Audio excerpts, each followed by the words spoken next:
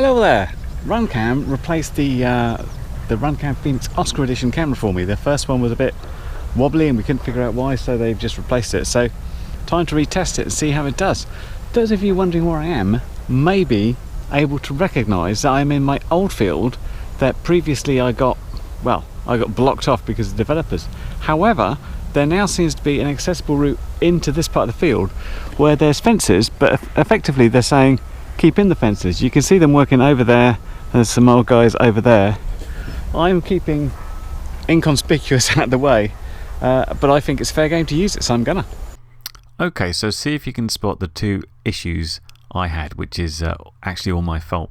What happened was I reinstalled this camera in the quad.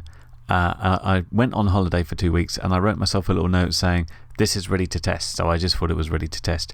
What I'd neglected to do is firstly move the Betaflight OSD down, because previously I was testing an NTSC camera and this is a PAL camera.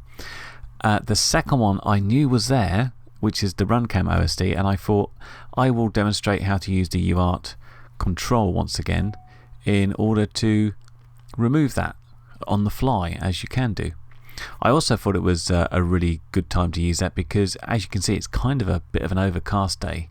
We haven't got as good as lighting conditions as last time, and I thought I can mess about with the camera, show if I can make things change and stuff. What I neglected to do when I installed the camera is remember that to get it into UART control, I had to bridge to little pads. When I turned it on, there was a clue there. It says joystick control, which means it's not in UART control, it's in joystick control.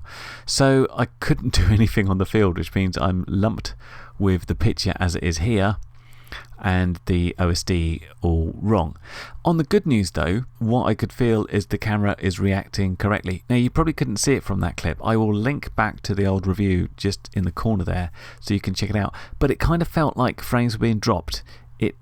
Visually it kind of looked like the quad was shaking, but the actual case was it just looks like frames were missing. It will suddenly sort of jump around and stuff.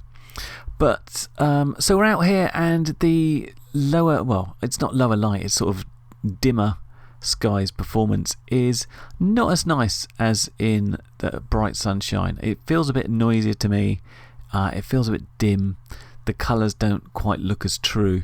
But obviously I had to go out and retest it after I went home, sorted out making it UART control again and moving my OSD around.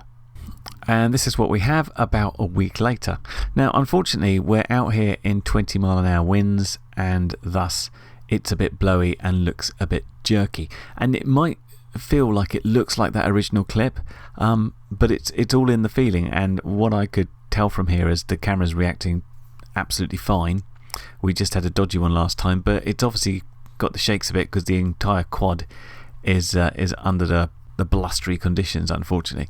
Camera wise, it's working quite nicely. We're in brighter conditions here, so we're getting a nicer picture, and it's okay. Now I'm going to come back and compare this to the Caddx Ratel, because that came out for me out of nowhere and sort of changed my mind on CMOS cameras, because I thought it was fantastic. And this RunCam Pheonix, it's pretty good. The colour's nice here. It was a bit worse under sort of a dismal day, but to be fair, I didn't get to look at the Ratel under those conditions. But under bright sunny conditions here, I have to say I think the Ratel's better. This is a pretty good camera. I think it comes down to what you want really, because the Ratel didn't have any sort of its own OSD. It obviously didn't have UART control, but what it did have is it worked very nice in good daylight conditions, which I tested it under. It also worked extremely well in low light conditions, whereas the Pheonix, I don't think it's quite as bright, but you get that UART control if you want to. So I could go into here and start messing with all the colours and the brightness and stuff like that. I actually did go into the menu and have a look at that until I decided I didn't really know what I was doing, and I didn't want to spend that long messing around with the picture because it was blowing a gale and looked like it might rain any minute. But yeah, so it's kind of down to what you want. If you're someone who's going to want to mess around with the picture a lot, and whenever you fly in different conditions you want to tweak it here and there, the RunCam Pheonix is going to be a very good camera for you, because as long as you collect it to a UART, you can very quickly go in there, mess around with all the settings you want, etc. Similarly, if you need the RunCam OSD on screen, if you're in a little plane or something and you haven't got a flight controller, that's obviously good. Otherwise, I'm going to stick to the Ratel as being my favourite of these types of cameras. So there you go. Anyway, that's my re-review of the Pheonix Oscar edition from RunCam, and I have to say RunCam reacted fairly well to the problem I put in. When I first contacted them, they did say, could you put it in another quad? And I explained I've already tried it in 2. I don't think that's any good. And they basically said, we haven't had any other reported problems like this. We don't think it's an issue in the way we're doing it. We think you just got a one-off bad one, and what we do is just replace it. And they did, and this replacement seems absolutely fine.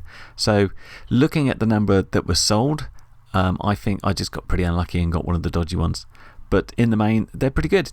Anyway, links as before, as below, as this came from Banggood, of course. And I hope that was helpful. I'll catch you in the next one. Bye for now. Well, you've made it to the end of the video, so thanks once again for watching.